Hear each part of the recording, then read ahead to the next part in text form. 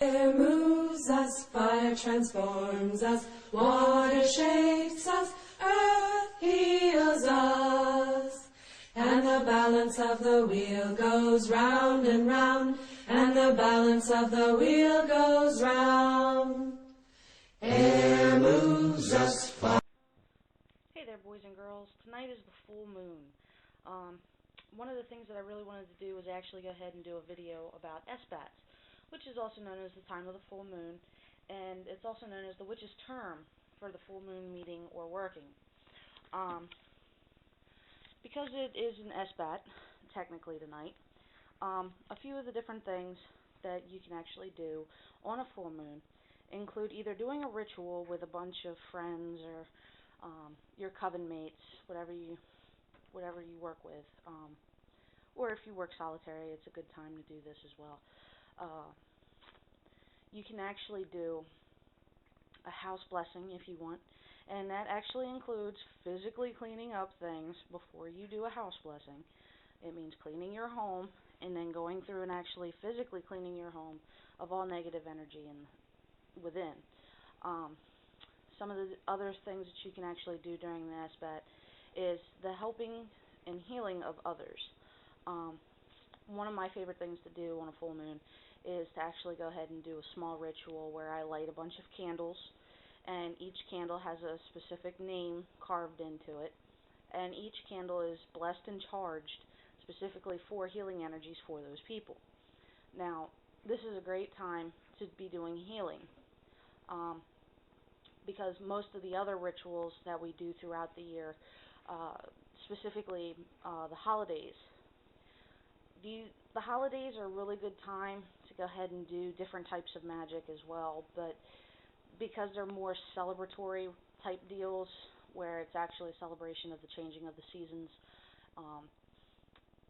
sometimes some covens and sometimes even solitaries don't see where it's appropriate to do something along these lines. So full moon is always a good safe bet. One of the other things that you can do, which personally I do this at least once every few months, I'll go outside, sit down in the moonlight, and I will actually meditate on the moon. I'll think about the different things that the moon symbolizes to me, how it symbolizes the goddess, feminine energy, just all the different things that's associated with it. This is also a good time if you really like learning about different things. It's also a great time to start learning, say, different things about the moon or different things about the goddess. You can even start looking into some of the different cultures, where some of the cultures actually see the moon as a masculine energy. And you can go from there and do your own research and learn about that. Something else that you can always do is always learn. As I've stated multiple times in all my other videos, and will probably continue to mention this, the learning never stops. This is a great time to really learn about the moon, what it's made of, why it reflects sunlight, etc., etc. The more you know, the more you can actually incorporate the scientific facts that we're slowly learning over the years, really incorporate it into your craft. Now remember, the craft is meant to enhance your life. It's not meant to consume it. So if you have the time, or if you want to make time, that's absolutely fine to go out and do one of these rituals.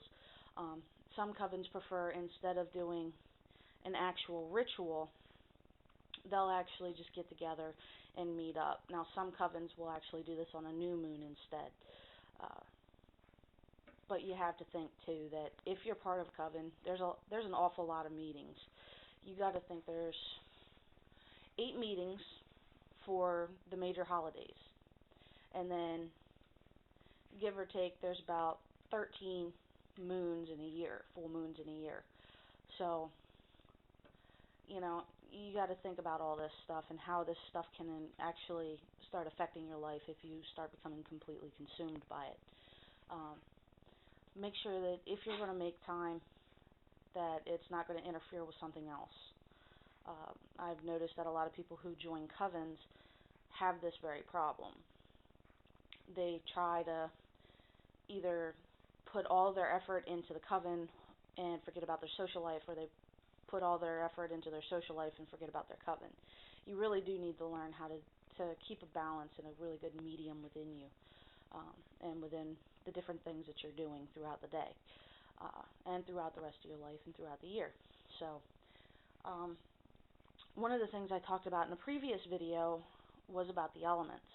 Now this here is a great time to really get in touch with those elements as well, and also balance those elements within you. Personally, I find that on the full moon, if I feel kind of out of balance, this is a great time to not only harness the lunar energy to help balance the elements within, but really it's just a very empowering and very enriching experience to work with the moon. One of the other rituals that I like to do on a full moon is actually drawing down the moon. So, guys, definitely try and look into something along those lines. But as I keep repeating myself, make sure that whatever you do is practical. Make sure that you have the time to do it. If you don't have the time, make the time if you feel that it's something that you really feel that you need to do. I want to touch briefly again on the elements, fire, earth, air, water, and spirit. Well, the moon is going to be associated with spirit just as the sun is. So this is going to be a great time to really start getting in touch with the element of spirit as well. Spirit is all around us. It's the one element that really embodies everything that lives and breathes. For example, cats, people, even plants have spirits. So this is a really good time to really get in tune with spirit as well. Anyway, I really can't think of anything else tip-wise that I can give to you guys right now. Definitely try to go out and do some meditation. If you want to do a ritual, I would definitely go with maybe a drawing down the moon ritual or a healing ritual. So I hope this helps you out some. Blessed be. This is Lady Silver Vixen, and I'm signing out.